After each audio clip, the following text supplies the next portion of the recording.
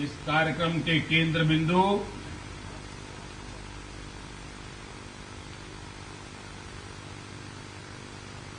भाई श्री अब्दुल रशीद जी, उनका परिवार, श्रीमान साजिद अली जी, श्रीमान मुफ्ती अब्दुल रजाक जी, मंत्री परिषद के मेरे साथी श्री रमण भाई वोरा,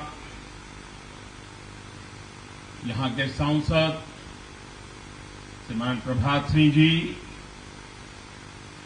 मंच पर विराजमान सभी विधायक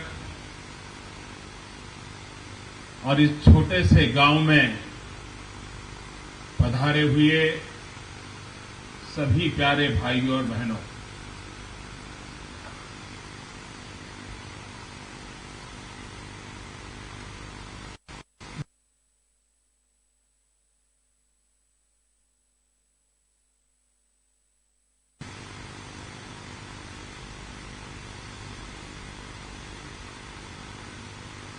यहां आने के पीछे जो बात मुझे स्पर्श कर गई, उसका मैं उल्लेख जरूर करना चाहूंगा।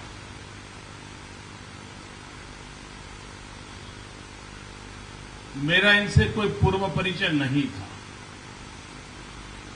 मिलने आए तो जैसा मेरा स्वभाव है, परिवार क्या करता है, बच्चे क्या करते हैं, सब ऐसे ही। दो चीजें, एक, बचपन से वे देशभक्ति के रंग से रंगे हुए थे और इसीलिए भारत मां की सेवा करने के लिए वो युवानी में सेना में भर्ती हुए और भारत की रक्षा के लिए वे सेना में सेवारत थे और सेना में ही अपनी ड्यूटी करते करते उन्हें गोली लगी, चोट आई। स्वाभाविक था, फिर सेना में काम करना मुश्किल था। और दूसरी बात, उन्होंने अपने बच्चों की अच्छी शिक्षा दीक्षा की। मैं समझता हूं जितना महत्व इस चैरिटेबल ट्रस्ट के द्वारा रिलायबल हॉस्पिटल का निर्माण है, उससे भी बड़ा काम उन्होंने किया है, अपने बच्चों को डॉक्टर बनाया। ये अपने आप में बहुत बड़ी सेवा समाज की भी की है, देश की भी की है। और कोई प्रोफेशन में जाने के बजाय जब कोई व्यक्ति सेना में जाने का मन करता है, जब परिवार का कोई व्यक्ति डॉक्टर बनने का प्रयास करता है, जब परिवार मिलकर के समाज की भलाई के लिए बड़े शहर में नहीं, शहर से काफी दूर वो इलाके में जहां पर कमाई की संभावना नहीं है, रुपये पैसों के ढेर लगने वाले नहीं है, वहां जाकर के अस्पताल खोलने का विचार करना, ये अपने आप में ही उस परिवार की जितनी हम तारीफ करें उतनी कम है। और मैंने अस्पताल देखा, इतने कम समय में आधुनिक से आधुनिक टेक्नोलॉजी समेत और एक्सपर्ट टीम को लेकर के आपने ये रिलायबल अस्पताल का निर्माण किया है। जो उनका पूरा सपना है, उस सपने के हिसाब से तो अभी मुश्किल से 20% काम हुआ है। अभी 80% काम होना बाकी है, लेकिन जो 20% हुआ है वह भी इतना शानदार है और इतना बड़ा है, इतना उपयोगी है। जब पूरा अस्पताल बन जाएगा, मैं मानता हूं इस पूरे क्षेत्र में, यहां लुनावाड़ा तक चले जाइए, यहां गोधरा तक चले जाइए, संतरामपुर जाइए, शहरा चले जाइए, सारे बेल्ट के लोगों के लिए एक बहुत बड़ी सेवा का एक केंद्र बनेगा। मैं इस काम के लिए उनको बहुत बहुत अभिनंदन करता हूं, उनको बधाई देता हूं और उनके परिवार का भी बहुत बहुत अभिनंदन करता हूं। भाइयों बहनों, अगर अमीर बीमार हो जाए तो उसके लिए सैकड़ों डॉक्टर हाजिर हो जाते हैं। दुनिया के कोने कोने से डॉक्टर मौजूद हो जाते हैं। लेकिन अगर कोई गरीब बीमार हो जाए तो उसका क्या? कोई गरीब बीमार होने के बाद अस्पताल जाना चाहे तो ऑटो रिक्शा वाला भी पहले पैसा मांगता है, पैसे है तो ले जाऊंगा, वरना वो अस्पताल तक ले नहीं जाता। आते जाते किसी को कहा जाए उसकी ओर देखने के लिए तैयार थे। अरे इतना ही नहीं, एक्सीडेंट हुआ हो, खून बह रहा हो, घायल लोग जीवन और मृत्यु के बीच संघर्ष कर रहे हो और वहां से गाड़ियां चलती चले, कोई देखने को तैयार नहीं। क्यों? अरे भाई, बेकार में इनकी मदद करने जाएंगे तो पुलिस के पचड़े में पड़ जाएंगे, बेकार में कोर्ट कचहरी होगी, ये होगा वो होगा, यानी उसकी कोई चिंता नहीं करेगी। ये सब चीजें हमने देखी हैं और विशेष करके खेड़ा आनंद हाईवे पर तो अकस्मात, यानी पता नहीं पूरे गुजरात में सबसे ज्यादा अकस्मात कहीं होते होंगे तो इस इलाके में हो, कोई देखने वाला नहीं। आज मित्रों, मुझे इस बात का संतोष है, गर्व है,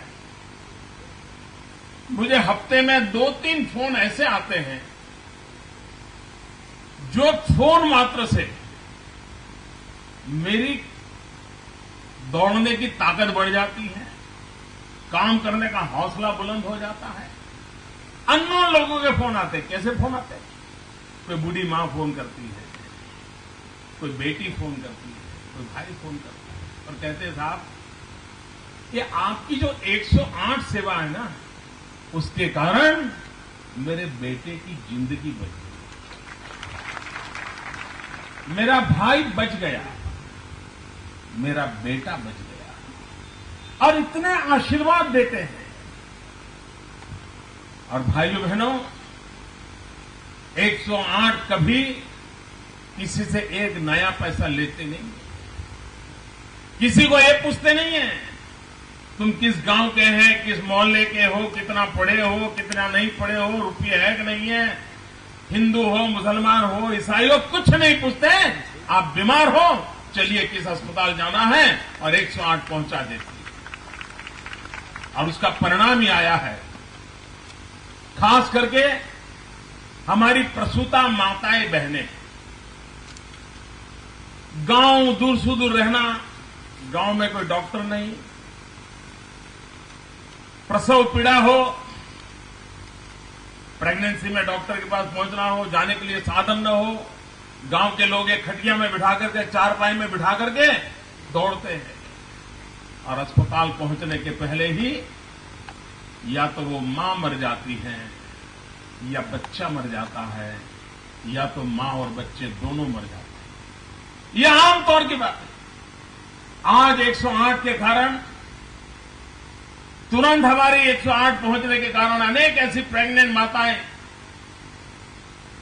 उनको अस्पताल पहुंचाया जाता है और मैंने देखा है हजारों की तादाद में महिलाओं की प्रेगनेंसी, प्रसूति 108 में हो गई जाने से पहले। लेकिन उसमें सारी सुविधा होने के कारण मां भी बच गई, बच्चा भी बच गया। चिरंजीवी योजना बनाई हमने। गरीब इंसान डॉक्टर के पास कहां जाएगा, और वो बेचारे गांव में 2-4 बूढ़ी औरतें आकर के उसकी प्रसूति करवाती थी। न वो साधन शुद्धि रहती थी, न कोई मेडिकल केयर होती थी, और ज्यादातर बच्चे मां कोई न कोई मरता रहता था। ट्यूबवेल के अंदर कोई बच्चा गिर जाए तो सारा देश टीवी के सामने बैठ जाता है। बच्चा गिरा है, पानी पिया कि नहीं, बच्चा हिल रहा है कि नहीं, आवाज आई कि नहीं आई, यही कमेंट्री चलती है। लेकिन गांव में जन्मते ही बच्चे मरने वालों की संख्या इतनी है, लेकिन हमें उसकी तरफ ध्यान ही नहीं जाता। सरकार ने एक चिरंजीवी योजना बनाई, और चिरंजीवी योजना के कारण डॉक्टरों के साथ एमओयू किया, गायनेकोलॉजिस्ट डॉक्टरों के साथ करीब 1000 के ज्यादा डॉक्टरों को जोड़ा, और डॉक्टरों से कहा कोई भी गरीब आपके दरवाजे पर आए, सीजेरियन करने की जरूरत पड़े तो सीजेरियन, नॉर्मल डिलीवरी होती तो नॉर्मल डिलीवरी, उसका पेमेंट सरकार देगी। और उसका ये परिणाम आया है कि जिस गुजरात में कभी 40-45% डिलीवरी इंस्टीट्यूशनल डिलीवरी हुआ करती थी, आज वो आंक 80-85% से भी ज्यादा पहुंच गया है। और उसके कारण हमारी गरीब माताएं बच रही हैं, उनके बच्चे बच रहे हैं, और उनका पूरा परिवार बच जाता है। भाइयों बहनों, कितना ही अच्छा परिवार क्यों न हो, लेकिन अगर घर में एक बीमारी घुस जाए, एक, उस परिवार के सारे सपने चूर चूर हो जाते हैं। नौकरी करता हो, पैसे जमा किए हो, और मन में सोचा हो कि फ्लैट ले लेंगे, मकान बनाएंगे, लेकिन अगर घर में कोई बीमार हो गया तो सारे पैसे उसमें चले जाते हैं। उसको जिंदगी में क्या न कभी घर बनाने का मौका आता है, न बच्ची शादी करना है, तो उसका समय पत्रक का वो पालन कर सकता है। बीमारी एक इंसान को नहीं आती है, जब घर में बीमारी आती है तो पूरे परिवार की जिंदगी बीमार हो जाती है। और इसलिए सबको स्वास्थ्य की सुविधा मिले, सस्ती सुविधा मिले, त्वरित मिले, आधुनिक से आधुनिक मिले, उस दिशा में राज्य ने कोशिशें की हैं। और गुजरात की एक विशेषता है, चैरिटेबल एक्टिविटी एक गुजरात की ब्लड में है। कोई न कोई सामाजिक काम करना ये गुजरात के स्वभाव में है, और उसके कारण समाज के हर तबके में कोई न कोई समाज सेवा का काम होता है। कोई अस्पताल चलाते हैं, कोई उपचार केंद्र चलाते हैं,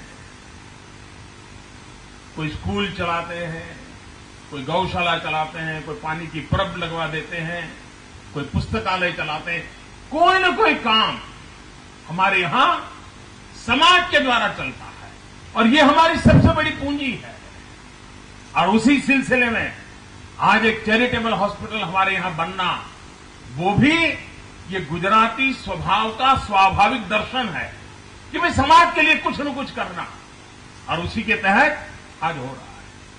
मित्रों, हिंदुस्तान में गुजरात को बदनाम करने के लिए कोई मौका छोड़ा नहीं जाता है। आए दिन गुजरात को बदनाम करना, गुजरात को गाली देना, गुजरात के लिए बुरा भला करना एक फैशन हो गई है। लेकिन बहुत कम लोगों को मालूम होगा, यही गुजरात है जो आज हिंदुस्तान में सबसे ज्यादा रक्तदान करने वाले लोगों का राज्य है। सबसे ज्यादा ब्लड डोनेशन अगर हिंदुस्तान में कहीं होता है, गुजरात में होता है।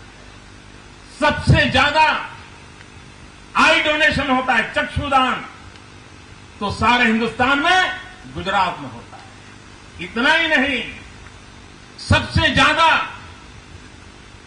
शरीर का दान करने वाले मृत्यु के बाद, ताकि रिसर्च करने वालों को काम आए, ये देह दान करने वालों की संख्या भी सारे हिंदुस्तान में गुजरात में सबसे ज्यादा है। दान करना, दूसरे की भलाई करना, ये गुजरात के डीएनए का हिस्सा है, गुजरात के स्वभाव का हिस्सा है, गुजरात के संस्कार का हिस्सा है। और उसी के तहत आज गुजरात सेवा के क्षेत्र में कोई कमी नहीं छोड़ता है। भाइयों बहनों, हमारे देश में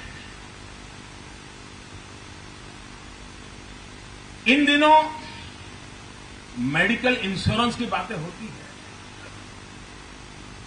पश्चिम की दुनिया में मेडिकल इंश्योरेंस का महात्म्य भी बहुत है, लेकिन भारत जैसे देश में सिर्फ मेडिकल इंश्योरेंस से काम चलने वाला नहीं है।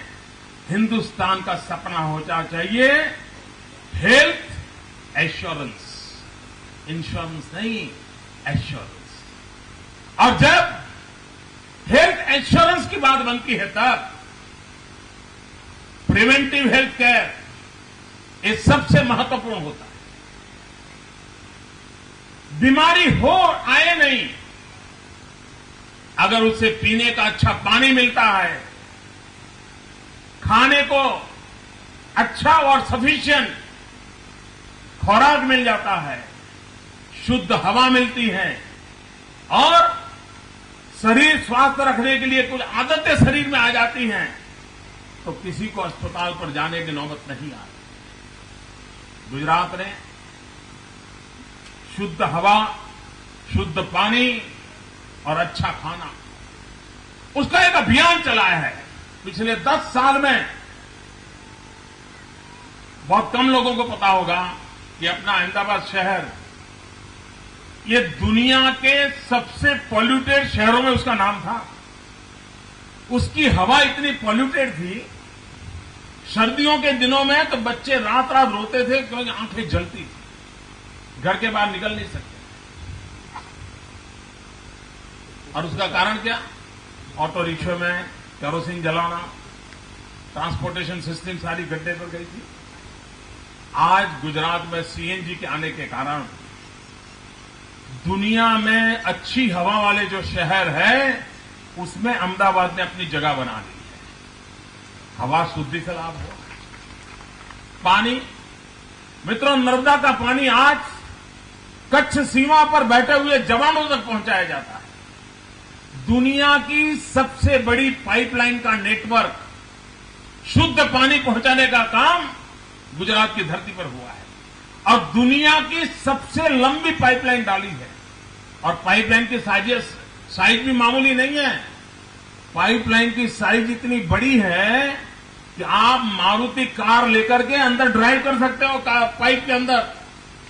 इतनी बड़ी पाइपलाइन से गुजरात के 9,000 से ज्यादा गांवों में नर्मदा का पीने का शुद्ध पानी और दुनिया की सबसे लंबी लाइन, इसके कारण हेल्थ में बहुत बड़ी मदद मिलती है।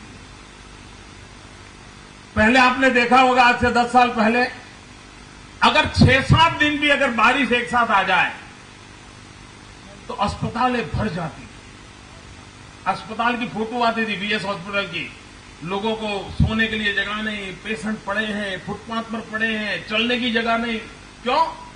एपिडेमिक हो जाता था। मित्रों, जब से साबरमती में नर्मदा का पानी डाला, वाटर टेबल ऊपर आए, पानी की क्वालिटी में सुधार हुआ और उसके कारण रोग प्रतिकारक शक्ति बढ़ी, रेजिस्टेंस पावर बढ़ा और परिणाम ये आया कि आज हमें पिछले 7-8 साल में कोई बड़े एपिडेमिक की खबर नहीं आई। बहुत बड़ी मात्रा में रोग फैल गया, ऐसी खबर गुजरात में नहीं आई। भाइयों बहनों, एक जमाना था पोलियो के कारण हर 10 परिवार में एक आध बच्चा पोलियो के संकट में आ जाता था और जिंदगी भर बेचारा अपंग रहता था। भाइयों बहनों, दिल्ली में उस समय भारतीय जनता पार्टी की सरकार थी। डॉक्टर हर्षवर्धन हेल्थ मिनिस्टर थे और उन्होंने एक बीड़ा उठाया, पोलियो का खुराक शुरू किया दिल्ली में। वो प्रयोग सफल रहा। बाद में अटल बिहारी वाजपेयी जी की सरकार में उसको पूरे हिंदुस्तान में लागू किया। और आज उसका नतीजा ये आया है कि गुजरात के अंदर पिछले 7 साल में एक भी पोलियो का केस रजिस्टर नहीं हुआ। एक दीर्घदृष्टा व्यक्ति अगर सही दिशा में चले और पोलियो के कारण कोई अमीर के बेटों का नंबर नहीं लगता है, गरीब झुग्गी झोपड़ी में जीने वाला उसके परिवार को तबाही आती है।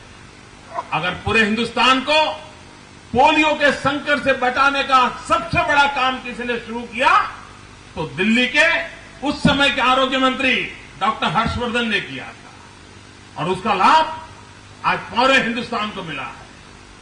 प्रिवेंटिव हेल्थ केयर के लिए जितना ध्यान रखा जाए उतना ज्यादा लाभ होता है। आज गरीब को अगर गंभीर बीमारी आए तो कहां जाएगा? हम लोगों ने स्कूल में हेल्थ चेकअप का एक कार्यक्रम बनाया।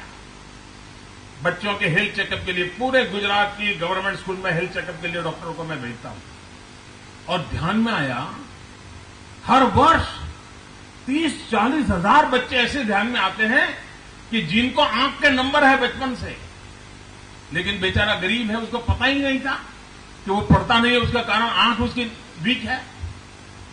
उसको ट्रीटमेंट करना, चश्मे दिलाना, हर वर्ष 3000 से ज्यादा बच्चे ऐसे ध्यान में आते हैं कि जिनको हार्ट का प्रॉब्लम है।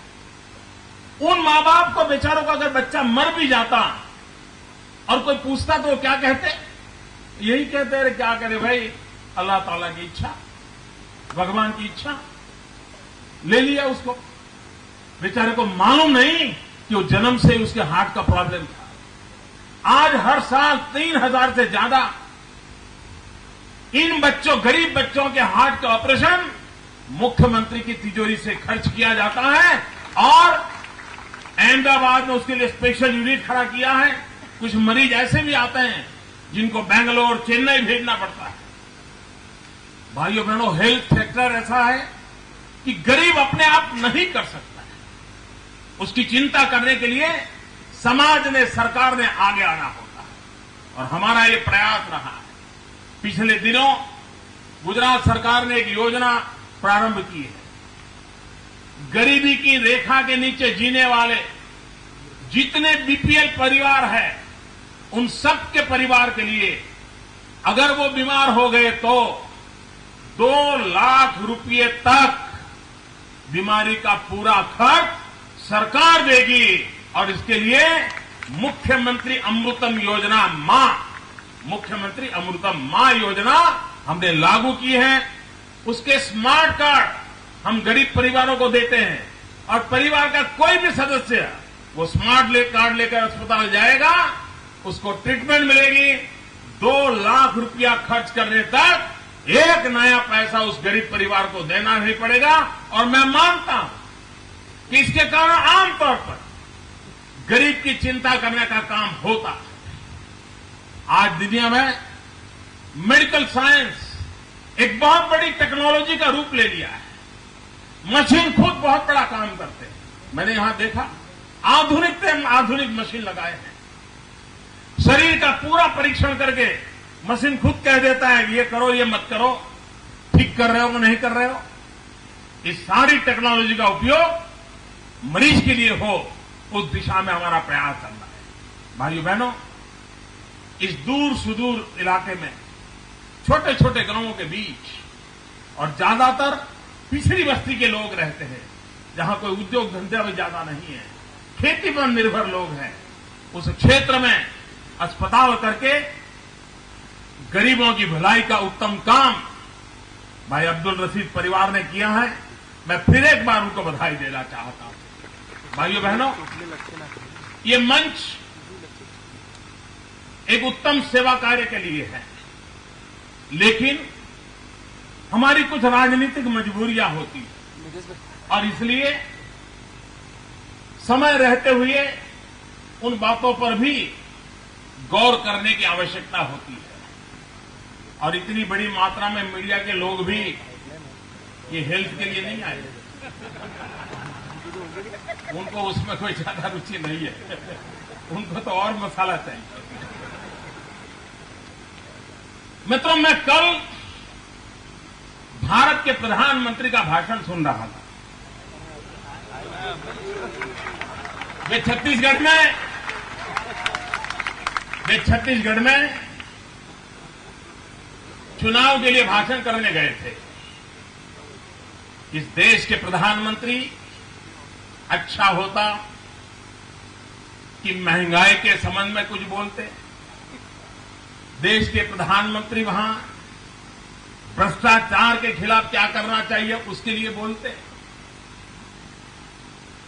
लेकिन देश का दुर्भाग्य है कि हमारे प्रधानमंत्री जी चुनाव में इतिहास और भूगोल की कथा करके आ गए। उन्होंने ये भी कह दिया कि ऊंचे ऊंचे मन से ऊंची ऊंची बातें करने से सफलता नहीं मिलती है। प्रधानमंत्री जी, मैं आपकी इस बात से 100% सहमत हूं। ऊंचे ऊंचे मंच पर ऊंची ऊंची बातें करने से सफलता नहीं मिलती है। इसका जीता जागता सबूत है 2012 का दिसंबर का गुजरात का चुनाव। बड़ी बड़ी बातें करने वालों को गुजरात की जनता ने घर भेज दिया, और जो धरती की सच्चाई से जुड़े थे उनको तीसरी बार गुजरात की जनता ने बिठा दिया। बड़ी बड़ी बातों को कोई स्वीकार नहीं करता है, न हकीकतों को लोग स्वीकार करते हैं। प्रधानमंत्री जी,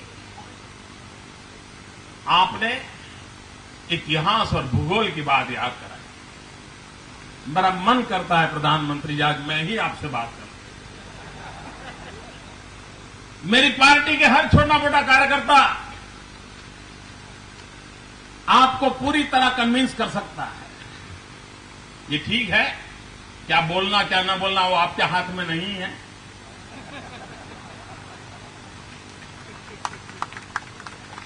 प्रधानमंत्री जी, मैं आपसे पूछना चाहता हूं, भूगोल किसने बदली है? प्रधानमंत्री जी, ये देश जानना चाहता है भूगोल किसने बदली है। प्रधानमंत्री जी, देश जानना चाहता है आपका जिस गांव में जन्म हुआ था वो गांव कभी हिंदुस्तान हुआ करता था। आज आपका खुद का गांव हिंदुस्तान नहीं है। ये भूगोल किसने बदली? प्रधानमंत्री जी, देश जानना चाहता है भूगोल किसने बदली। इस देश के टुकड़े किसने किए? हिंदुस्तान को दो हिस्सों में बांट देने का पाप कांग्रेस पार्टी ने किया है, और आप हमें कहते हो हम भूगोल बदल रहे हैं। प्रधानमंत्री जी, मैं आपसे पूछना चाहता हूं, आए दिन चीन हमारी सीमा पर आकर के अड़ंगे जमाता है। सैकड़ों स्क्वायर किलोमीटर धरती चीन दबोच करके बैठा हुआ है। ये भूगोल बदल गई। ये भूगोल कांग्रेस के शासन में बदल गई है। जो हिंदुस्तान का हिस्सा था वो हिस्सा चाइना के पास चला गया। वो आप ही के कार्यकाल में भी हुआ है, और आपके पार्टी के और महारथियों के क्षेत्र कालखंड में भी हुआ है। इतना ही नहीं प्रधानमंत्री जी, मैं आपसे पूछना चाहता हूं, भूगोल आप कैसे बदल रहे हो? भाइयों बहनों, आपको मालूम होगा महात्मा गांधी ने 1930 में साबरमती आश्रम से दांडी की यात्रा की थी, और उस यात्रा की सालगिरह मनाने के लिए अनेकविध कार्यक्रम होते रहते हैं। कभी राजीव गांधी आए थे, कभी मैडम सोनिया जी आई थी, कभी भाई राहुल जी आए थे, और हमारे प्रधानमंत्री जी भी आए थे। और उन्होंने घोषणा की थी कि साबरमती से दांडी का जो मार्ग है जिस पर महात्मा गांधी चले थे उसको हेरिटेज रोड बनाया जाएगा, हेरिटेज मार्ग बनाया जाएगा। उसके लिए आपने धन देने की घोषणा की थी। ये बात अलग है कि अभी दे नहीं रहे, अटका हुआ है। लेकिन सवाल दूसरा है, अभी 6 महीने पहले प्रधानमंत्री जी, आपकी सरकार ने मुझे एक चिट्ठी भेजी है। उस चिट्ठी में आपने लिखा है कि महात्मा गांधी जिस रास्ते से चले थे, उस रास्ते को हेरिटेज मार्ग बजाने के बजाय 30 किलोमीटर थोड़ा इधर की ओर ले जाएं तो सुविधा रहेगी। मुझे बताइए भाई, ये महात्मा गांधी की दांडी यात्रा की भूगोल कौन बदल रहा है? आपने गांधी को तो छोड़ दिया, अब गांधी के मार्ग को भी बदल रहे हो।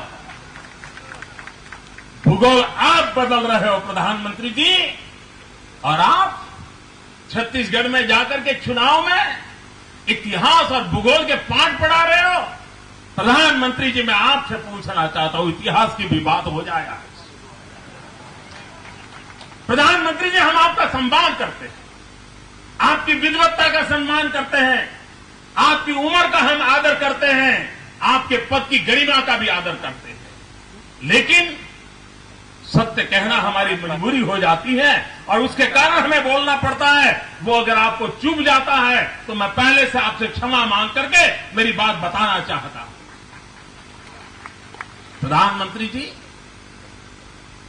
1857 का स्वातंत्र संग्राम हुआ, 1857 का स्वातंत्र संग्राम, इस देश का हिंदू और मुसलमान कंधे से कंधा मिला करके 1857 का स्वातंत्र संग्राम लड़ा था और अंग्रेजों के दांत खट्टे कर दिए थे। ये आपकी सरकार है, आपकी विचारधारा है कि आप उसे स्वातंत्र संग्राम कहने को तैयार नहीं हो। आज भी आप पाठ्य पुस्तकों में उसे बगावत कहते हो। अपने देश के लिए इस देश के लोग मर मिटे, उसको अगर बगावत कहते हो तो इतिहास के साथ खिलवाड़ कौन करता है? प्रधानमंत्री, ये स्वातंत्र संग्राम था, लक्षावधि लोगों ने जान की बाजी लगा दी थी और आपने उसे बगावत कहा है। वो स्वातंत्र संग्राम था और उस समय जो शहीद हुए वो हमारे साथ, हमारे लिए गौरवपूर्ण शहादत है। प्रधानमंत्री जी, मैं पूछना चाहता हूं, आप इतिहास भुला देने में किसका का काम है? हिंदुस्तान को इतिहास भुला देने का काम किसने किया है? देश जानना चाहता है। इस देश के आजादी के सैनिक अंडमान निकोबार के सेल्युलर जेल में रहते थे, अनेकों ने अपना जीवन दे दिया था। उत्तर दक्षिण पूर्व पश्चिम हिंदुस्तान के हर कोने से थे, हर जात पात के थे, हर बिरादरी के थे, हर संप्रदाय के थे। भारत माता को जंजीरों की बेड़ियों से निकालने के लिए वो अंडमान निकोबार की जेल में गुजारा करते थे। क्या प्रधानमंत्री जी, अंडमान निकोबार की जेल, सेल्युलर जेल, उस जेल के अंदर जिंदगी काटने वाले लोग ये हमारे इतिहास पुरुष नहीं है क्या? इतिहास में उनका स्थान होना चाहिए कि नहीं होना चाहिए? एक परिवार की भलाई के लिए हिंदुस्तान आजाद होने के बावजूद भी उन नामों को हिंदुस्तान की नई पीढ़ी तक पहुंचने में आप लोगों ने रुकावट डाली हुई है। और जब अटल जी की सरकार बनी, मोरारजी भाई जब प्रधानमंत्री थे, अटल जी विदेश मंत्री थे, तो पहली बार अंडमान निकोबार के सेल्युलर जेल को राष्ट्रीय स्मारक बनाया गया। इतना ही नहीं, आप ही की सरकार के एक मंत्री, मनमोहन सिंह जी, आपकी सरकार के एक मंत्री अंडमान निकोबार गए थे और वहां जिन महापुरुषों ने जीवन खपा दिया था, उनके नाम का जो बोर्ड था उसको उखाड़ के फेंक दिया।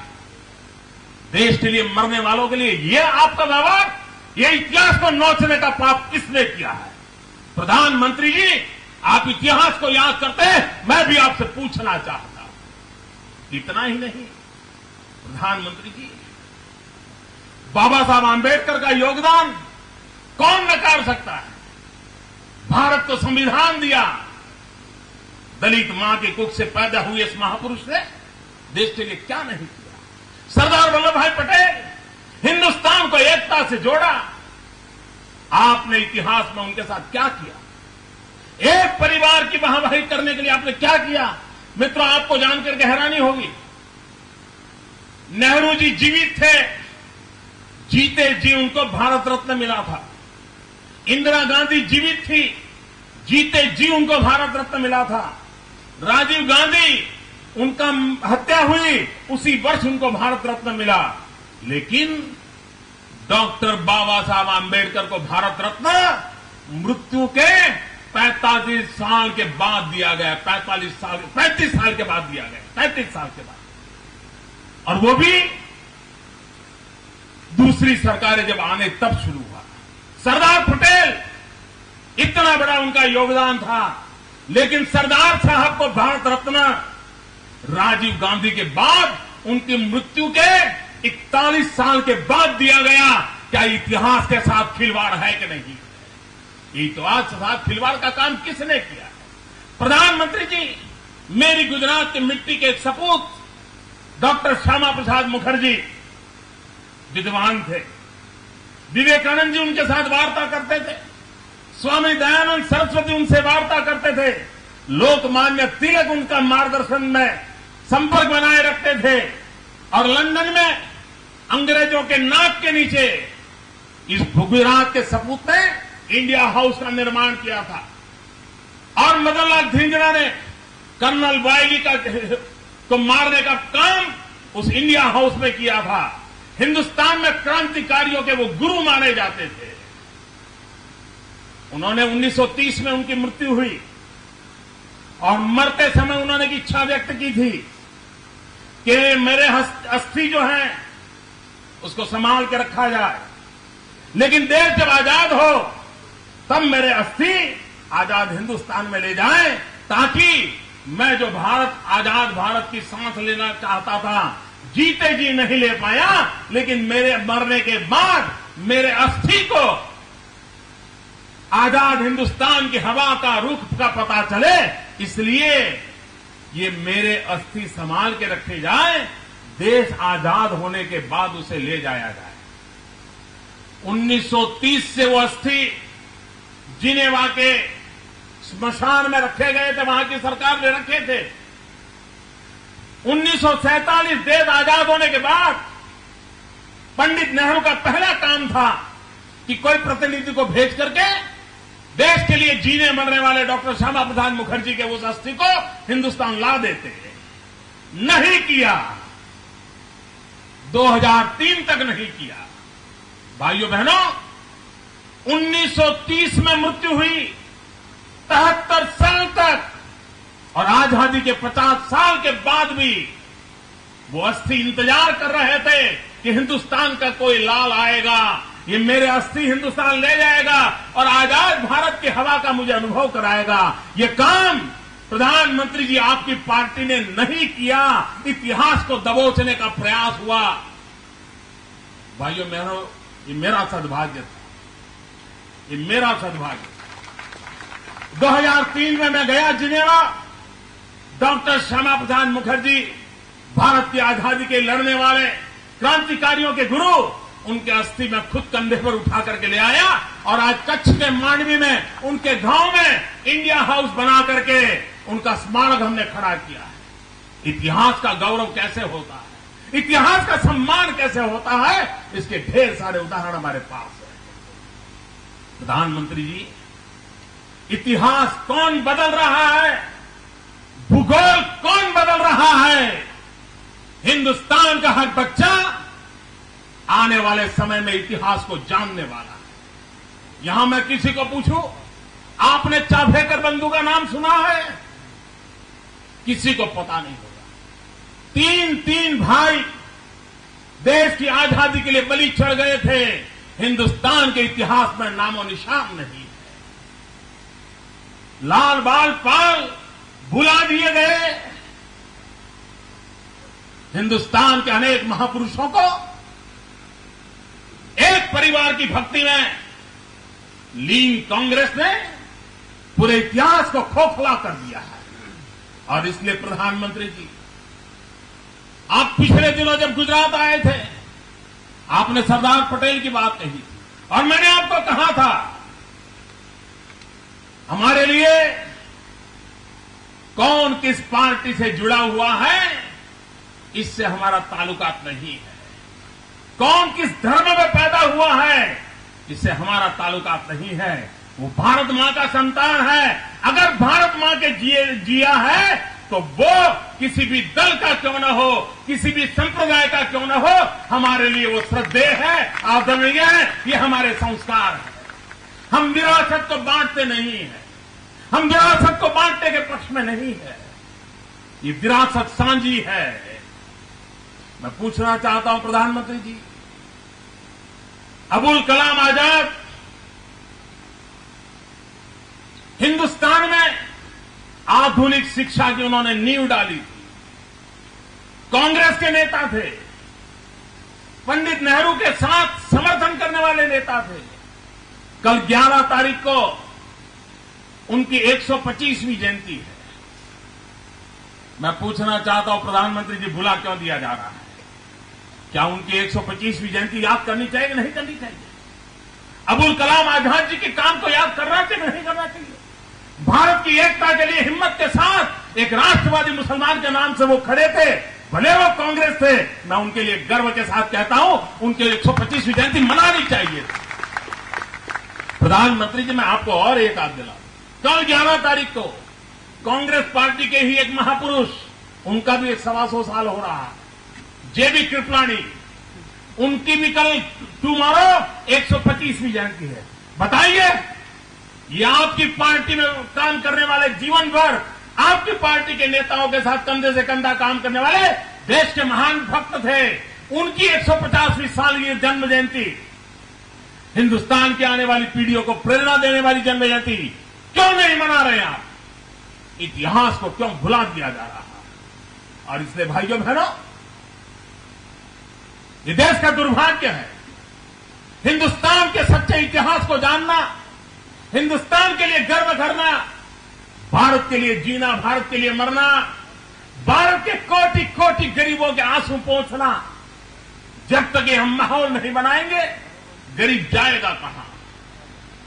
भाइयों बहनों, हमारे शास्त्र में कहा है, दरिद्र नारायण की सेवा। कितनी अच्छी कल्पना की है, हर दरिद्र को भगवान मानना। लेकिन दुर्भाग्य से पिछले कुछ वर्षों में दरिद्र रह गए और वो नारायण बन के बैठ गए। ये काम किया इन लोगों ने भाइयों। और इसमें मैं कहना चाहता हूं, हमें तो सिखाया गया, हमें संस्कार मिले हैं। सर्वे भवन्तु सुखिनः सन्तु, सर्वे सन्तु निरामया, सर्वे भद्राणि पश्यन्तु मा कश्चित् दुष्भाग् भवेत्। हमें तो यही संस्कार मिले हैं कि सबका सुख, सबका आरोग्य, सबका भला, सबका कल्याण। और इसीलिए तो गुजरात सरकार का मंत्र है, सबका साथ सबका विकास। हर किसी को साथ रखना है, हर किसी के लिए विकास करना है। और भाइयों बहनों, इस देश को अगर आगे बढ़ना है, इस देश को विकास की नई ऊंचाइयों को पार करना है, तो हमारे लिए विकास के सिवा कोई रास्ता नहीं, बच्चों की शिक्षा के सिवाय कोई मार्ग नहीं है। और इसलिए यहां से गांव के लोग आए हैं। मैं आपसे हाथ जोड़ करके प्रार्थना करता हूं, आप अपना पूरा अगर कोई एक काम करना चाहते हो तो अपने बच्चों की शिक्षा पर ध्यान केंद्रित करो। अगर आप कोई काम में इंटरेस्ट लेना चाहते हो तो विकास के काम में इंटरेस्ट लीजिए, तब तक ये देश गरीबी से बाहर नहीं आएगा। गुजरात ने मंत्र लिया है शिक्षा का, विकास का, उसी मंत्र को लेकर के हम आगे बढ़े। मैं फिर एक बार भाई श्री अब्दुल रशीद के परिवार को, उनके सभी मित्र परिवार को, विदेश से आए हुए सभी मेहमानों को अंतःकरणपूर्वक अभिनंदन करता हूं कि एक बहुत अच्छा काम शुरू किया है सरकार की तरफ से। जब भी जो आवश्यकता होगी हमेशा आपको उपलब्ध रहेगी और इस सेवा का काम और अधिक अच्छे ढंग से आप आगे बढ़ाएं, यही मेरी आपको शुभकामना है। बहुत बहुत अभिनंदन, बहुत बहुत धन्यवाद। भारत माता की जय। जय जय गरीब गुजरात। बहुत बहुत धन्यवाद माननीय मुख्यमंत्री श्री आपका। और पूरी मुस्लिम समाज की ओर से आपको एक और दुआ है, संदेशा है कि गुजरात के विकास की रोशनी पूरे विश्व में जगमगा रही है। अल्लाह अज़्वजल से दुआ है मोदी जी के नेतृत्व में हिंदुस्तान का अंधेरा दूर हो। इसी दुआ के साथ मित्र, बोलते बोलते एक शब्द में धारा प्रवाह बोल रहा था। जहां मुझे श्यामजी कृष्ण वर्मा बोलना था, बीच बीच में मैं श्यामा प्रसाद मुखर्जी बोल दिया था, तो मैं इस क्षति के लिए क्षमा चाहता हूं। मैं कहना चाहता था श्यामजी कृष्ण वर्मा जो गुजरात में कच्छ में मांडवी में पैदा हुए थे और उन्होंने क्रांति गुरु के नाते काम किया। थैंक यू सो मच, बहुत बहुत शुक्रिया। और अब सबका शुक्रिया अदा करना चाहते हैं सिराजुद्दीन रुकनुद्दीन सैयद, जो उपस्थित सभी मंचस्थ महानुभावों के साथ यहाँ पधारे हुए आप सभी का शुक्रिया अदा करेंगे। आभार विधि सिराजुद्दीन रुकनुद्दीन सैयद।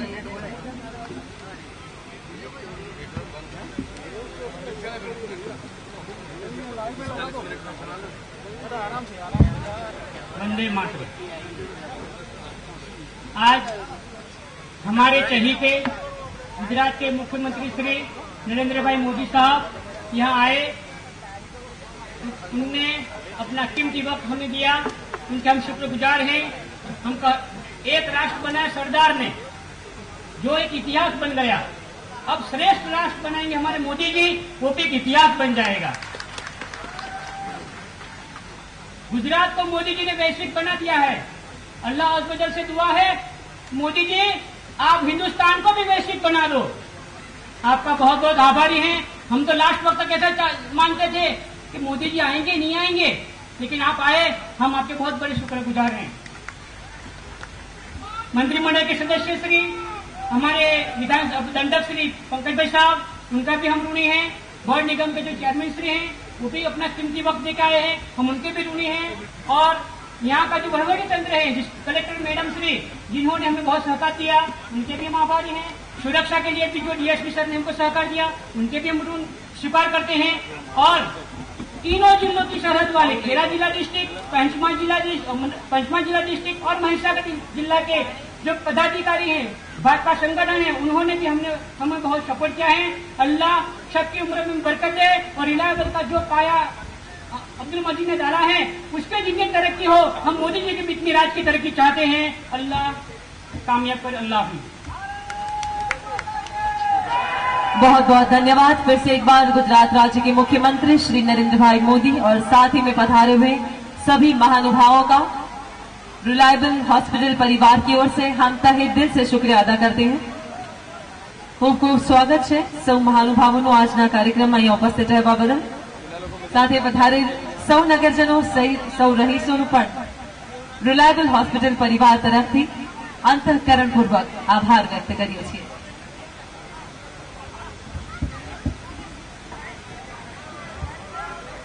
गुजरात राज्यનો એક નવો તાલુકો ગલતેશ્વર અને તેમાં સૌ પ્રથમવાર એક અનોખું વિકાસ કાર્ય, જેમાં સૌ પ્રથમવાર માનનીય મુખ્યમંત્રીશ્રીની ઉપસ્થિતિ।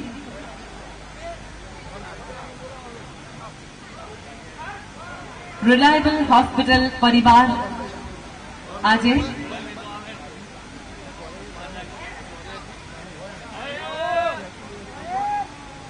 મુખ્યમંત્રી શ્રી નરેન્દ્રભાઈ મોદીનો હૃદયપૂર્વક આભાર વ્યક્ત કરે છે।